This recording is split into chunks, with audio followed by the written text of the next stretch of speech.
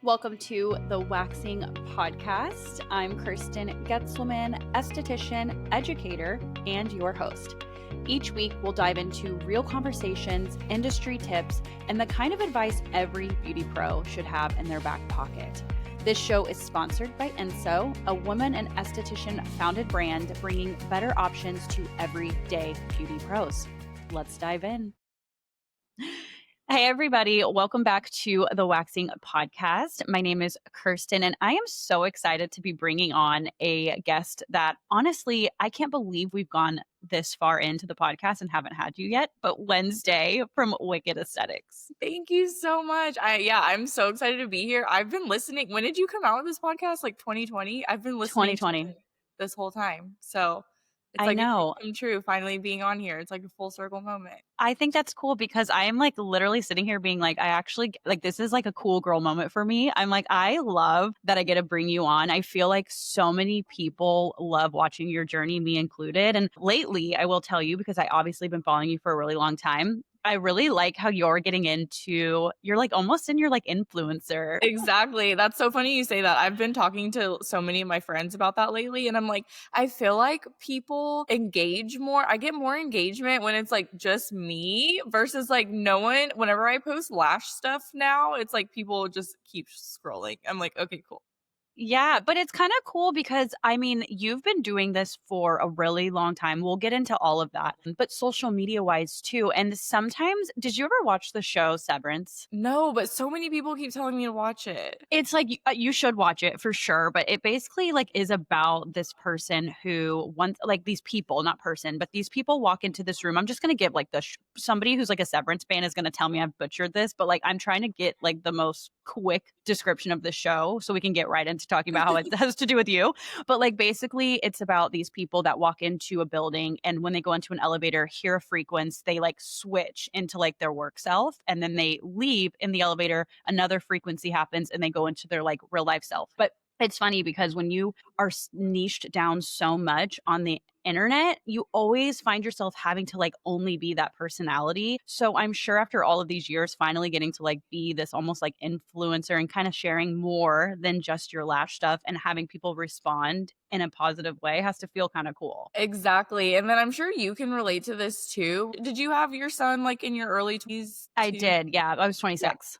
Yeah. Okay. So you might have been, you might have been younger. I was 24. And so I just feel like that's such like an age or in your 20s in general when you're still like figuring out who you are. And so I kind of started my business around the same time too. So for so long, I was kind of just like, okay, like I'm a business owner and I'm a mom. And that was kind of like my whole identity.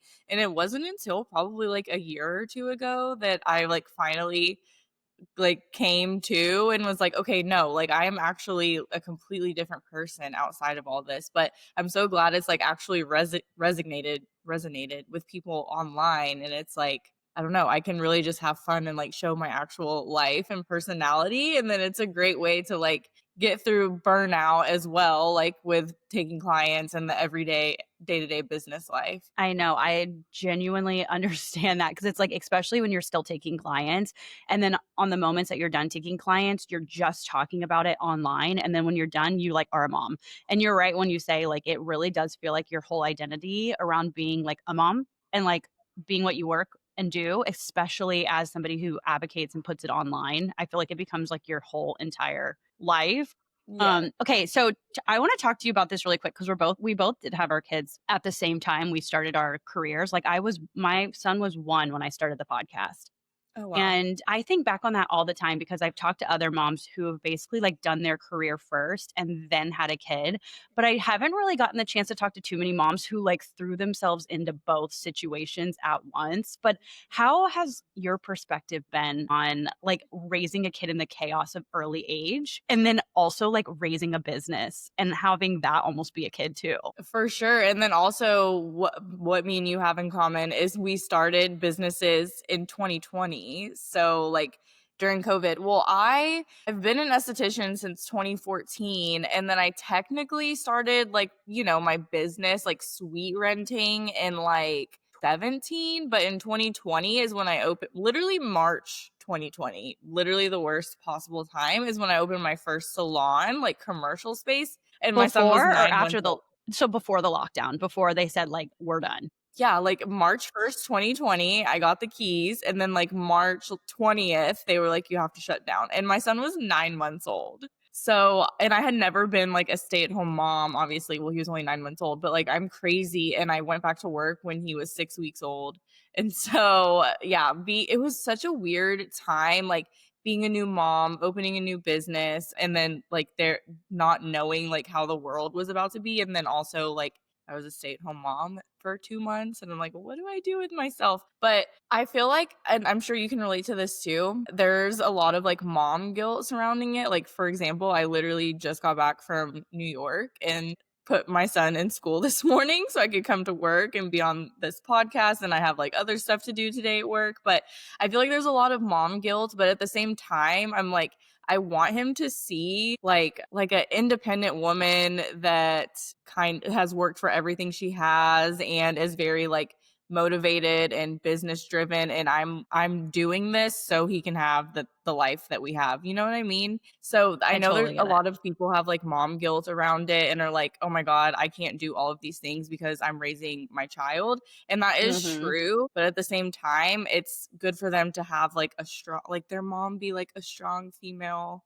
figure in their life. But as far as perspective, I will say too, I feel really bad for that they start trying to build a clientele whenever they're already a mom. So did you already have clients and stuff like before you got pregnant? So I did, but not as a business owner. I was an employee. And so what was nice about that is that when I had my son, I went back part-time. Like I was like I very much so took my time. It wasn't financially up to me to like make our house run off of like my business, right? Like it was in as an employee and it was like their responsibility to get me clients. That's true, yeah, that makes a huge difference, and when It I say I does. feel bad, after I said that, I was like, "That sounds really mean," but It's not that okay. not that like, I don't feel bad, I give more praise to people that, like, already have kids, and then they wanna start building their clientele, because it's like me, when I first started, like, suite renting, like, my actual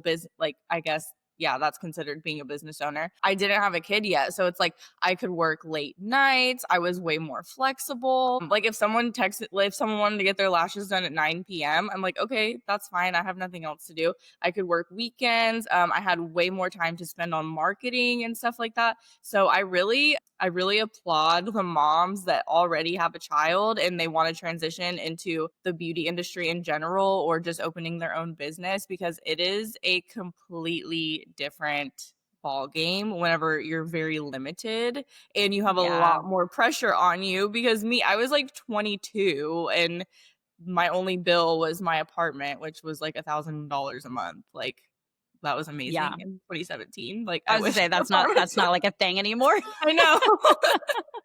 But yeah, it's crazy. I don't know if I ever have a good answer really to mom questions. I feel like every time I'm on a podcast, I get questions about like being a mom and running a Yeah. business, and literally the only advice I can say is don't feel bad and don't have mom Yeah. guilt. No, but I think that's a good answer, and you know what, too? It's like, I also say, like, whenever people ask me questions about being a mom, I have a different answer every time. Like, you can listen to every Depends on single the day. interview. Yeah, I'm like, I am in a different place, I feel like, every single time I answer that question, and so it changes, but that's kind of the way of, like, being a mom and also being a business owner. Like, I'm sure I've said podcast episodes, like, I remember being on a couple of years ago, and I'm positive what I gave advice and thought about then is not what I think about now. I'm like, we just are always adapting. I will say though that having a child and like in my early-ish, like I say that because like the new norm of having kids around like 32 to like 36. Like I feel like that's like Yes, people's sweet spot. So I it think is. anything under that, people just identify themselves as a young mom.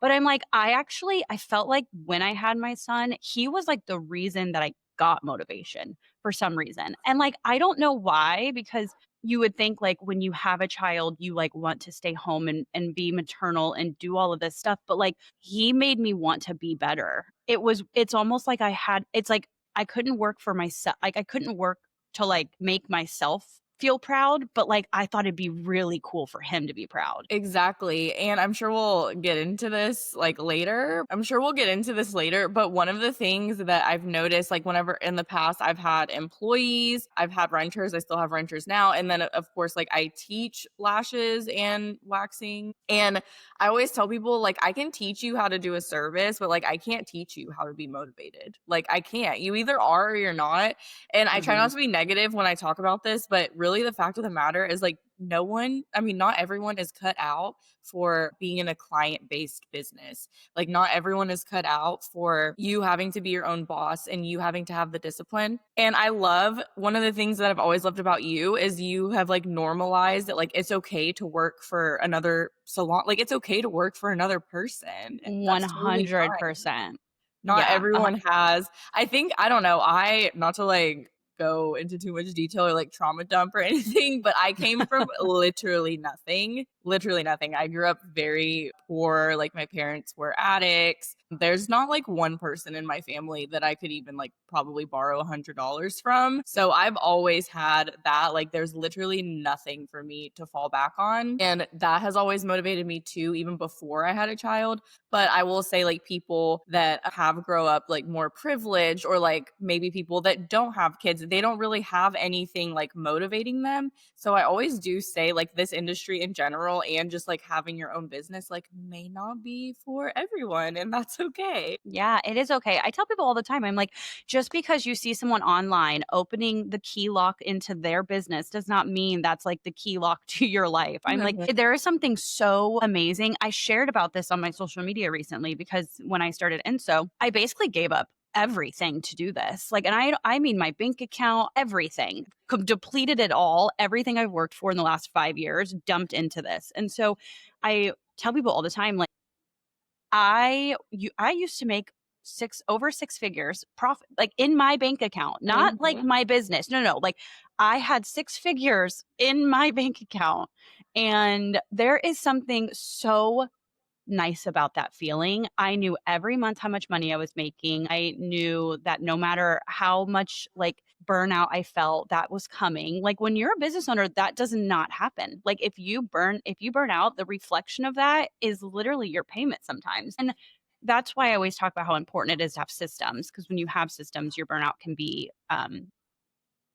tolerable because you have the systems to be able to, like, put money into your account when you're not feeling it Right. on the front end. But, like, I tell people being an employee, there's something really comforting about it. And so, yeah, I agree with you. Not everybody needs to own their own business. In fact, I think there's so many cool business owners around, like you, for instance. Why wouldn't somebody want to work for you? You know?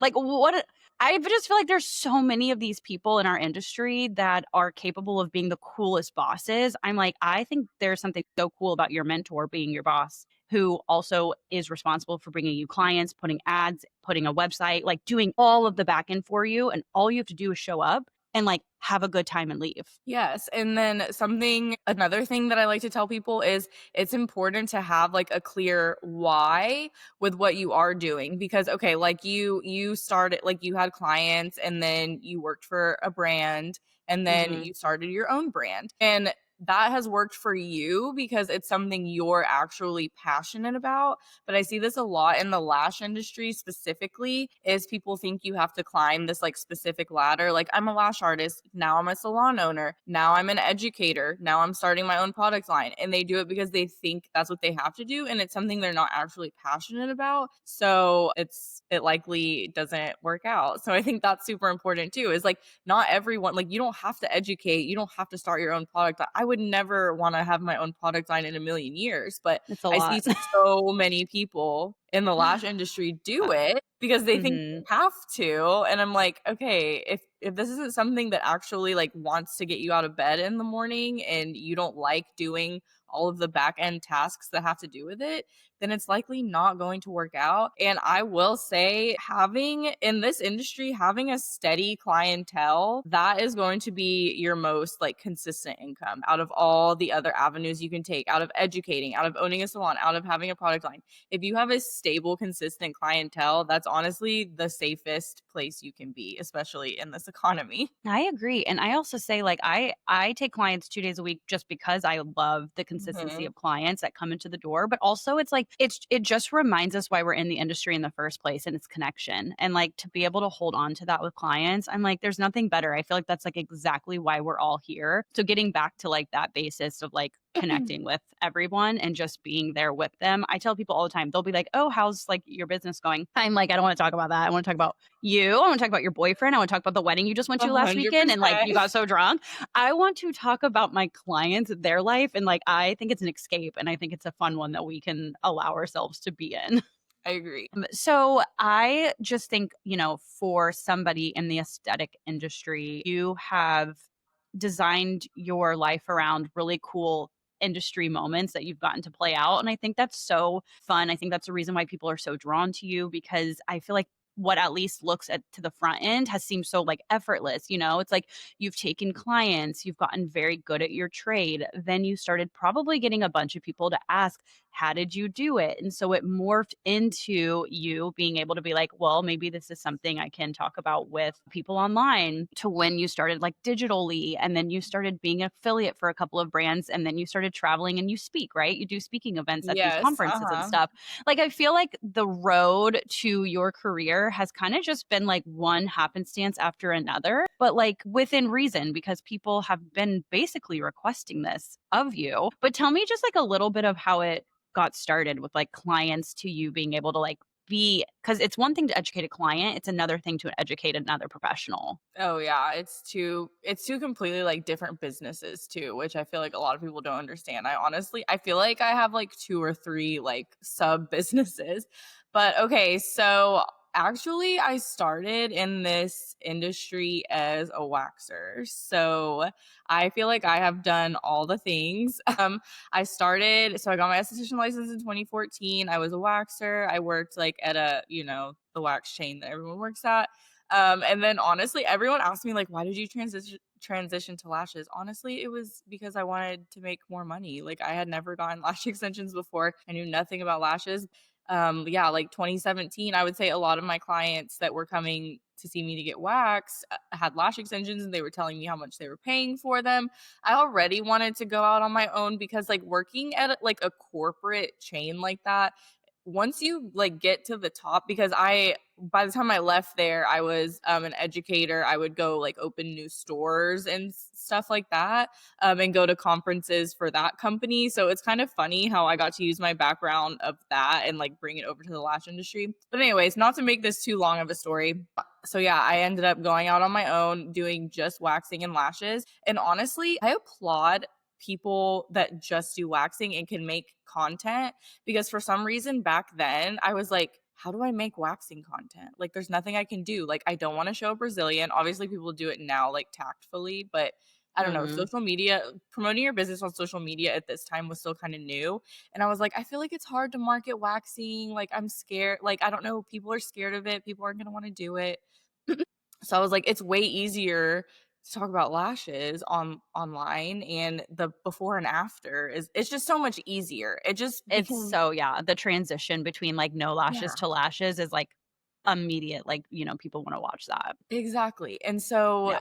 to make a long story short, I kind of just like blew up like locally.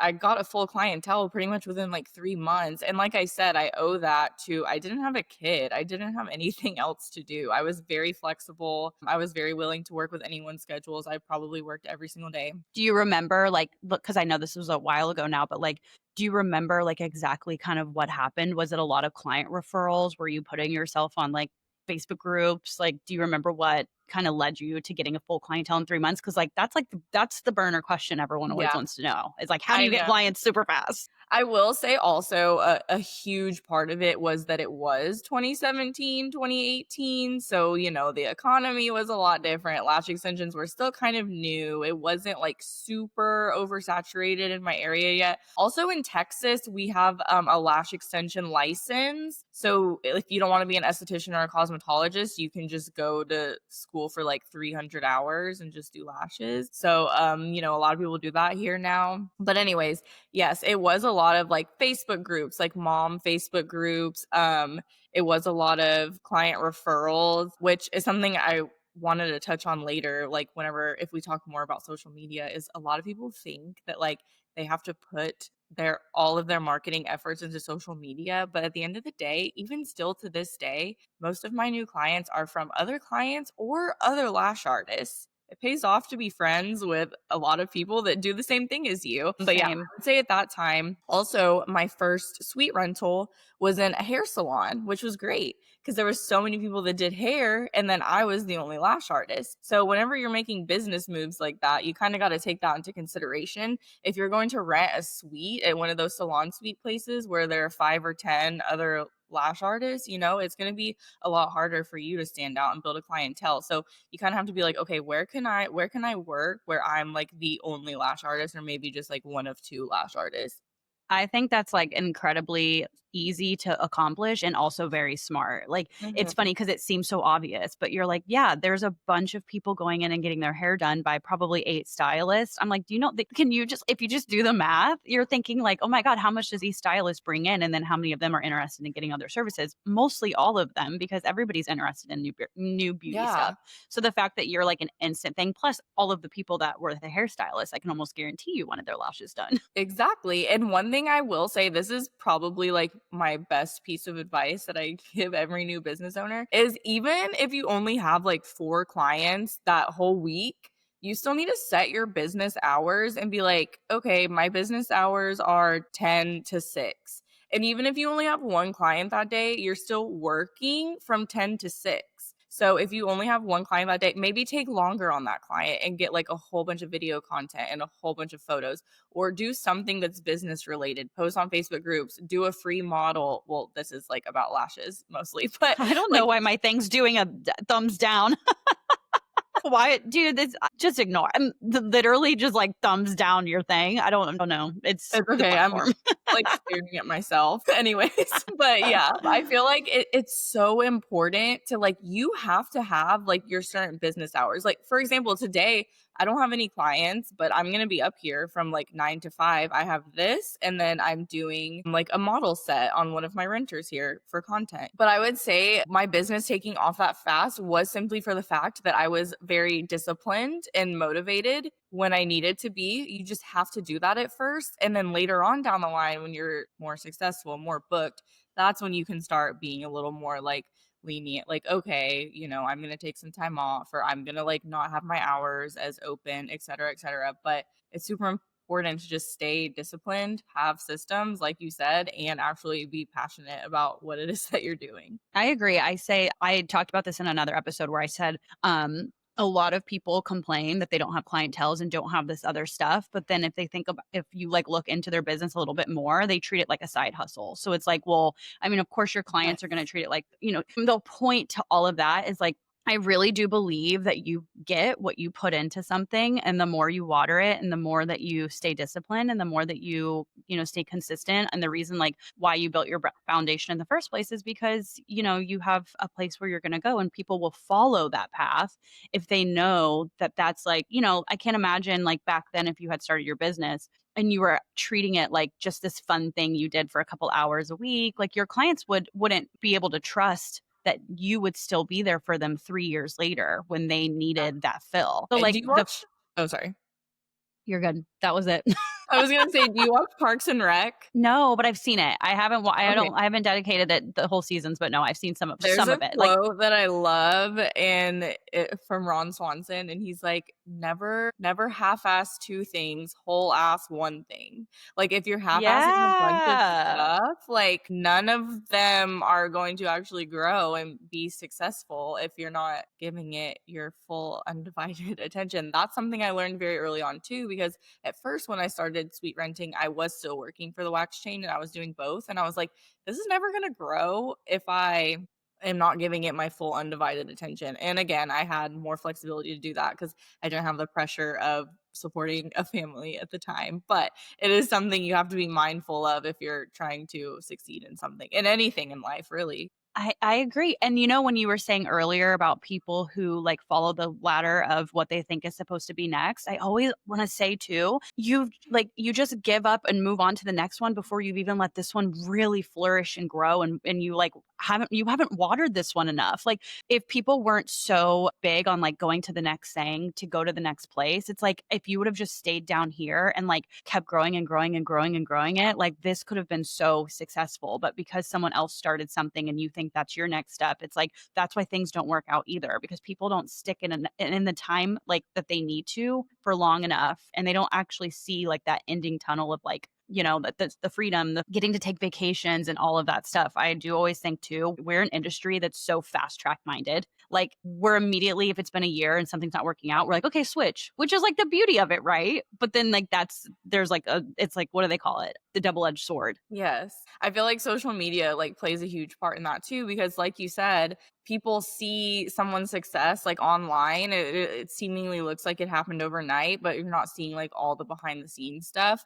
But yeah, to kind of like wrap up the question that you asked me before I got Yeah. off on a huge tangent, like how I actually what the transition was like once I started like putting my full time and effort into social media. Well, not full time and effort. I know I don't want to make it seem like I all I do is social media. But once I started putting more like focus and passion into social media, it kind of was like seamless. Like I was starting to reach more beauty professionals, connect with more beauty professionals. So I would say that's a huge thing too, is one of the most important things about social media. It is to be social. So make connections, like don't make it all about like, oh, I just want to post something and it go viral. Like have clear connections and goals when it comes to social media.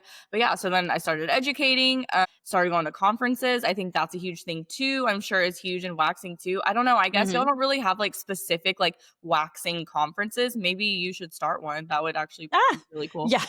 Remember what we were just talking about? That like not needing to climb the ladder to do it? No, I'm like, absolutely not. Absolutely not. But yeah, so I guess yeah, if you're a waxer, you have to go to like aesthetics or cosmetology ones. But there are quite a few. I do go to those, but there are quite a few like lash related events. Networking is so important in the beauty industry. Obviously, wanting to have clients is your main goal, but if you ever do want to do something outside of taking clients, it is really important to network and connect with people face to face. So yeah, I started going to events, connecting with brand owners, building trust with them. I have like worked for like a couple well, I still do like make content for brands, but I have like worked booths for brands at events. That has gotten me in front of a lot of people. And then yeah, then when people have like lash events or speaking engagements, since I have made those connections for so long, they trust me to show up and deliver on stage. So it just kind of like gradual, like effortlessly like transitioned into something that I never thought it could be. And yeah, I get to speak on stage at events, create content for other brands. And it's kind of just like, I don't know, sometimes it doesn't feel real and it hasn't like fully hit me. You know what, though? One of the things that you said, and I'll just kind of bring it into the forefront because this is what I truly do believe. But like, in order to do all of these things, people will ask, right? Like, how do you get paid by a brand? How do you work for brands? How do you become an affiliate? How do you do all of this stuff? And it's like by just connecting and by networking and by like being very interested in what Mhm. like their mission, if it aligns with you, that's it. Just saying, like, I really love what this brand is doing and has to say, and letting them know that you like it. And then using their products, tagging them, like just being involved in their community is literally how you get to do these things. I tell people all the time, like I get emails on the weekly of people wanting things from the brand. And like, it's just so, there's like no personality, no connection. It's just a copy paste thing. And I'm like, I just wish people would understand that like that is the way that you are never going to get there. But like, I know for a fact how you ended up getting all of these brands. And it's literally by being yourself, jumping into their DMs and being like, oh my God, this is so cool. Mhm. This is awesome. I love this. Or like, hey, I have a question about this product. I'm using it this way. Do you agree? But like, just connecting with the brand is literally when they are sitting there in their marketing campaign and being like, you need three I almost said waxers, 3 lash artists to do X, immediately your name comes up. We should get Wednesday to do this. Like, that's Also, it. just, like, already using and loving those products, and I always Mhm. tell people, like, start acting like you already do work for that brand. Like, if you don't already like, if you wanna make content for a brand and you want them to pay you for it or send you free stuff, like, they're going to be more likely to do that if they know you already know their product and you actually know their product and you have already been promoting their product just because you genuinely love it and genuinely believing it. And the same thing goes for like conferences and trade shows, like showing up and actually like if you want to be a speaker or an educator or something like that, you have to first be an attendee. Like you have to Yes. first, you know? I have been speaking at IECSC all year this year. I've had 2 classes. I'm going to Vegas on Friday, by the way, to do it, but I got that gig because 3 years ago, 2 years ago, I can't remember, I had on the director of IECSC on my podcast, and every single time I attended an IECSC, I went and I found her. I would ask, I'd be like, "Hey, do you guys know where she's at?" Or I would text her because I had her email or number, and I didn't want anything from her. I just said hi because I made that connection with her. And so what happened is she retired and passed my name down to the speaker like coordinator. And she reached out to me and she was like, "Hey, so and so Diane gave me your contact." And that's how. I mean, that was the only reason I was picked as a speaker because I just showed up and I made myself like, I made them aware of who I was. I just think people try to overcomplicate it. I will say lately in the lash industry specifically is people will see I don't know, I feel like I have been not necessarily me. Do you know when people like post something and you're like, "Oh my god, like is this about me? Like are you talking about Mhm. me?" But a lot of people in the lash industry unfortunately there's like this stigma that like people get opportunities or like speaking engagements just because oh y'all are friends, oh y'all are a clique or whatever. And I'm like, Mhm. that's kind of the point? Like, what? Percent. It's not a clique. I think It's people use not a the clique, term I incorrect. hate that word. It's a community. Yeah, And like, yes. it's not a clique, it's not friends, it's a community. So It's a like, community, and people obviously, someone that is running, like, a multi-million-dollar event or conference, they wanna put someone on stage that they know and trust, and they know is going to totally. deliver. Totally. And you know what, too? It's similar to the referral program within people's businesses of taking clients. For instance, I'm going up to New York in July to do a speaking engagement for fur. And they were like, "Oh, we're looking for more speakers." And I was like, "Actually, you should bring Mackenzie, my friend, and I said, because she uses hard wax, I use soft, we could actually go in there together and like do a duo thing." And I was like, "Plus, we'll share a hotel room." Immediately as a brand, they're like, "Hell yeah, Exactly. that's saving money." But like that's so then they reached out to her and I'm like, it's a networking thing. I'm like, Yes. they asked her because I referred them to somebody who I know is great. Same with you. If you're hanging around with somebody and that person is seemingly carries the same characteristics as you in the term of like speaking and engaging in social media, why wouldn't the brand just like trust you and be like, okay, let's just invite her because you know what I mean? I'm like, totally. It's not a click thing. It's a community building thing. The only reason I even have any of these connections is because I was once just a solo lash artist that wanted to have opportunities like this, and I shooted my shot. I showed up, I Hmm. went up to people, I connected with people in the DMs, like, you have to put in the work.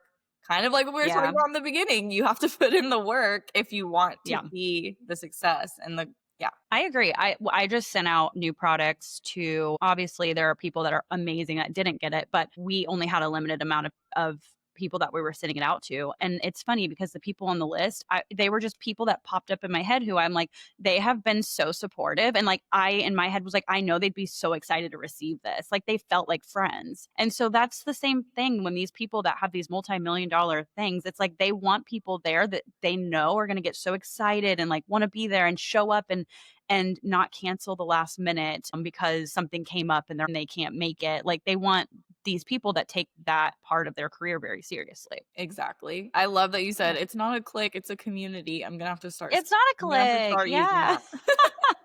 No, do it. It is. To me, it is. It's a community. It's like, and every brand has one. So, I mean, it just, it's natural. It's like the natural thing that happens to brands. That's why brands stay in their why, because their community continues to remind them what that why ends up being for the people that use their product. So it's a trickle effect. Yeah, I love it. So out of all of your jobs that you do, so like, and I'll kind of categorize them. So Mhm, clients, educator for estheticians, or speaking on platforms. Like in terms of that, I mean like live platforms. mhm. Which one currently like is one that you're most passionate about? Like which one gets you really excited? I get extremely excited about like speaking and getting to travel and going to events and connecting with people in real life. I think is so much more like there's only so much you can do in the DMs and online. I feel like just being around hundreds of people that do the same thing as you, are passionate about the same things as you, that's like what gets me excited and what gets me like just gets me going, gets me invigorated. Obviously, I love my clients and that is like my most steady form of income. That's something that I feel like I can just never walk away from. Like if people are coming, I'm not turning them away. Like one of the like I said at the beginning, like one of the most valuable things you can have in this industry and this economy is a steady stream of clients. That's going to Mhm. be your most steady stream of income. But what gets me the most passionate is yeah, definitely speaking on stage. And I do like making content on social media. Sometimes it can be a little, I don't know, you can sometimes I get like imposter syndrome and seeing like all of the other people that are talking about lashes or making lash content or essentially doing the same thing as me. And it gets a little especially with educating too, because there's so many lash educators and I'm like, oh, like why would someone want to learn from me when there's so many other ones? But again, it just goes back to building connections. People are more likely going to come to you for education if they already like you as a person because let's be real, they have to hang out Totally. with you all day for a couple I was days. ju I was just gonna say that people underestimate, like, the power of likability because people want to be trained by someone they like. It Exactly. doesn't necessarily mean that that person doesn't hold credentials, like, there's always going to be that, like, do they do this and this? But I have taken programs from people who I just don't I don't vibe with, but I wanted it. I always buy stuff. It's like one I always tell people buy 2 programs a year that somehow better you, and not even just technical, but like in like I've taken sales classes, I've taken all kinds of stuff, but like I've gotten into the room with some of them where I'm like, "Ugh," and I will tell you it's so much fun. It's so much more fun to be with someone who you're like, yes, yes, because like you're like you feel like you could be at the dinner table with them. Exactly. And 100%. that could be anybody. People like I'm like that's why I'm always really encouraging people for podcasting. I'm like I remember when I was the only waxing podcast on the platform for quite some time, and then I remember them all emerging. And at first, I didn't know how to feel about it because I'm like, oh my god, people are going to have other choices. But then, like now, I'm so encouraging these many years later because I'm like, there can't be enough voices that talk about something in the way that other people need them to talk about it. Like some people just aren't going to listen to me for 45 minutes to an hour and same with you, but like Mhm. you can find it in other people's voices just like we have a million lash businesses yet you have a full clientele. Yeah, exactly. Well said. Yeah, all the vibes. We just go off vibes. Also, I feel like it's cool. So it's so funny because the more you talk about your story, the more I relate to you in term. And I always feel like I watch your stuff, and I'm like, I feel like you're the lash version of me. Yeah. Like, I'm like, you just like travel and get to hang out with all these people that you talk to in your DMs. And I'm like, isn't that like such a fun feeling to like know that you're at these conferences? You were just in New York and like you can go to dinner with like 8 people that you would have never met otherwise unless like planned. I mean, it's so fun to go to these conferences because you get this ability to meet up with multiple people in one setting. Exactly, and I always tell people I feel like I have, like, 2 completely different lives because I have lived in the same area, like, my whole life, so I have, like, all my, like, core group of friends that I've known since, like, junior high or high school or whatever, and, like, that's who I hang out with on a daily basis, but I have so many people that I consider, like, my actual best friends that live in completely different states, but it's because we talk so much and we go to so many of the same events and we love doing the same thing. We're in the same industry. We have the same goals and passions. And I can genuinely say, like, if I were to get married, like, there would be people in my bridal party that like live in different states that I have became best friends with just because of this industry. And it's so Yeah. amazing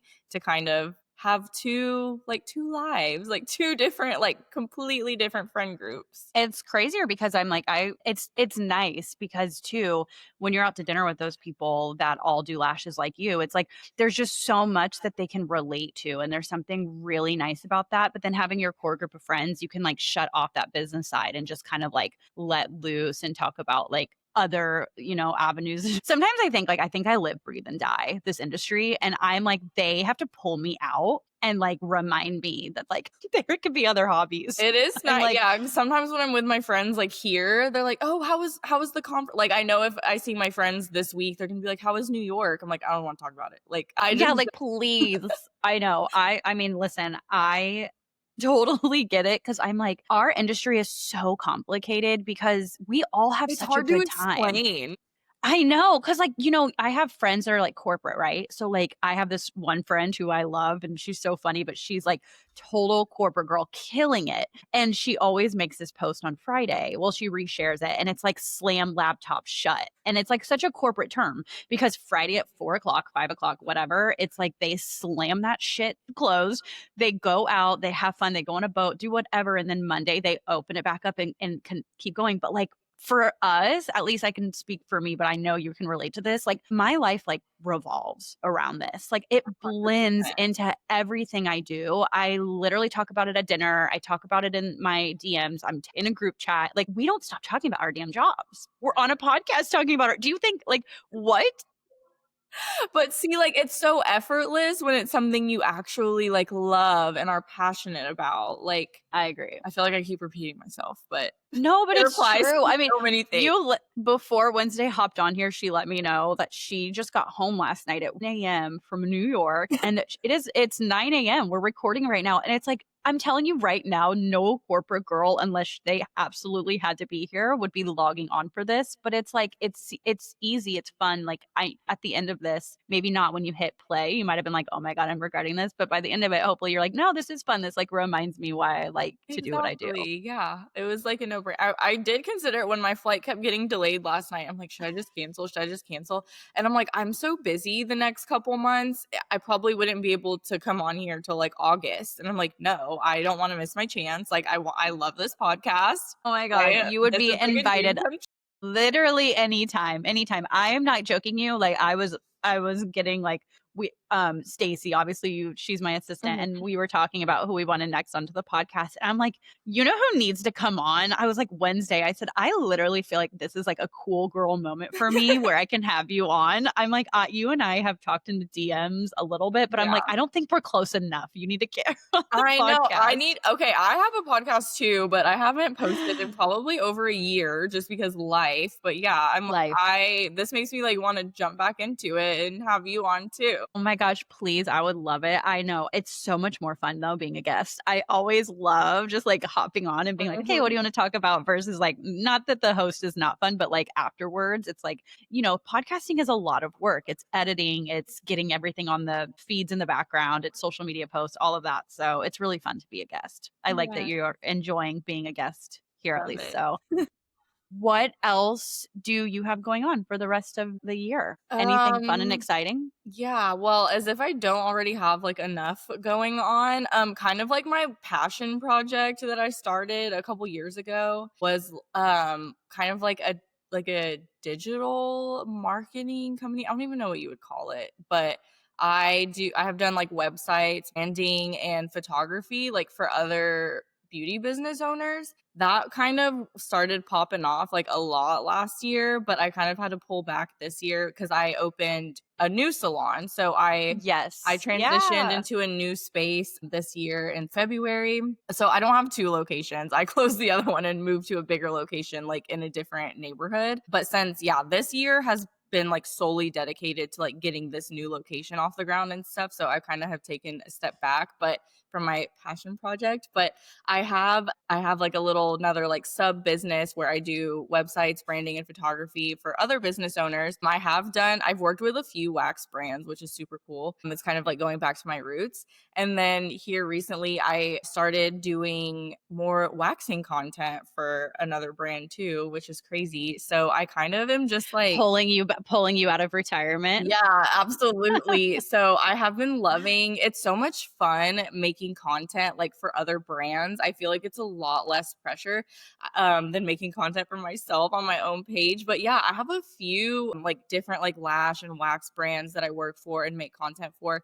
So I just love being able to have another like creative avenue like outside of working on clients and doing lashes. So I genuinely am like passionate about like sitting on a computer or sitting on my phone and just like getting to be creative. It's so funny because when I was in New York this past weekend on Saturday night, I had a dinner. It was like 10 or 15 of just like lash brand owners. I was like, I can't believe I'm even sitting at this table, honestly. But one of the people asked, like, let's go around the table and all say like what we would do if we didn't like if we weren't in the lash industry.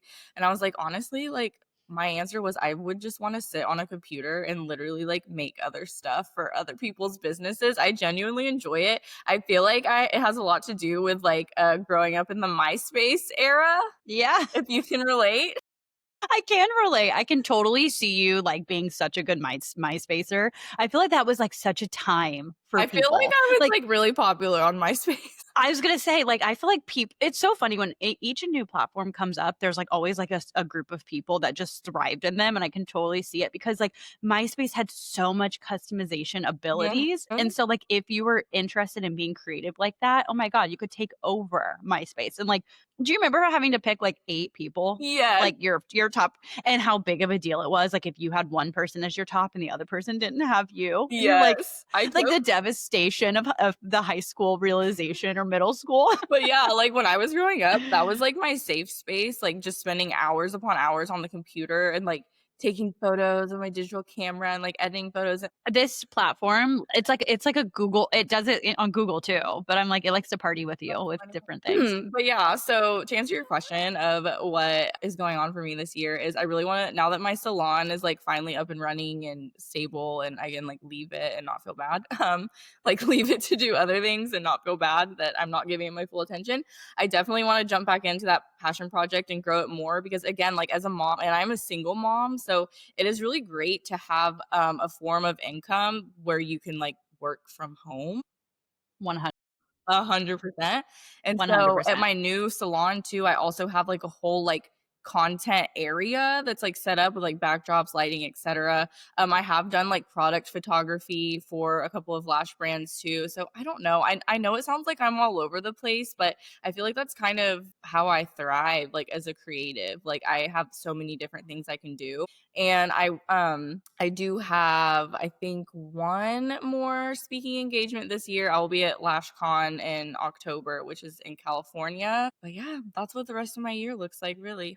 Hopefully getting to create more and be on stage in front of more people. Well, I mean, listen, congratulations. I feel like opening a new location that's bigger is already so hard. And then the fact that you have your son, you travel, you have all of these like endeavors that are coming your way. I mean, that to me is when an esthetician watches something and they're like, that is so cool to just like have your eyes open. Not that this has to be a path for anybody, but something to give somebody like an idea of like, I could possibly do any of these things. I think when we're in esthetician school, we're kind of taught that like the road is like super narrow, but it's not. There's so many different things that you can do. And as long as you have your heart into it and you have the passion Yeah. and you want to wake up every morning and do it, I mean, think about all of the things that you just named, and that's all within your esthetician scope. Yeah, Like, and how it's cool. easy because I actually enjoy doing all of these things, and then Yeah. exactly, like, having the creative avenue of, like, getting to create content, getting to do photos, getting to design websites for people.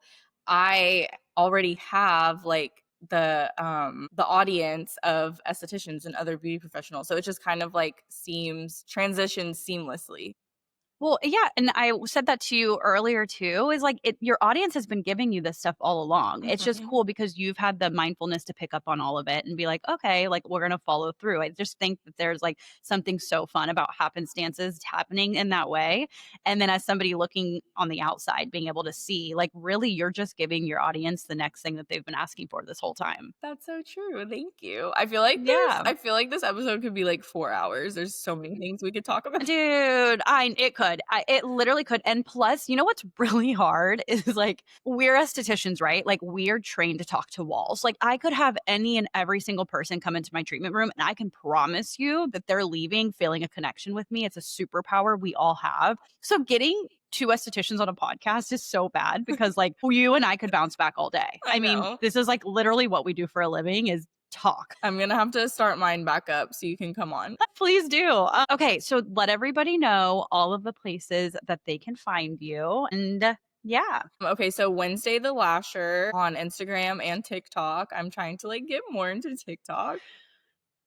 that's another episode. I know. That's like a whole other episode. But yeah, Wednesday the Lasher. I have a million other like sub Instagrams since I do so many things, but that's the one if you ever want to DM me or talk to me, connect with me, whatever. Wednesday the Lasher is where you can find me. Yay. Well, thank you so much for coming on. And I'm bummed that you're not, I'm assuming you're not going to IECSC Las Vegas because you didn't say it. No, I went last year. It's actually like Yeah. it always lines up with like my birthday. Like my birthday's on Wednesday. So last year I was turning 30. So I was like, hell yeah, let's go to Vegas for my 30th birthday. And it'll be a write off because there's an esthetician conference. Yes. But yeah, since I just got back from New York, I'm like, there's no way. And I'm going to Reno in a couple weeks to actually do content with a brand. So yeah, I just too many too many trips in 1 month. But and it's so hot. Oh yeah. I know. Well, we'll see each other in the rounds of all of this. I'm for sure of that. Thank you so much for having me on. This has been a dream come true. Oh my gosh, it's my fucking pleasure. Thank you for listening to the Waxing Podcast. If you found today's conversation helpful, be sure to follow the show and leave a review. It helps continue creating resources for beauty pros just like you. For updates and more, follow us on Instagram at the Waxing Podcast. I'll see you next week.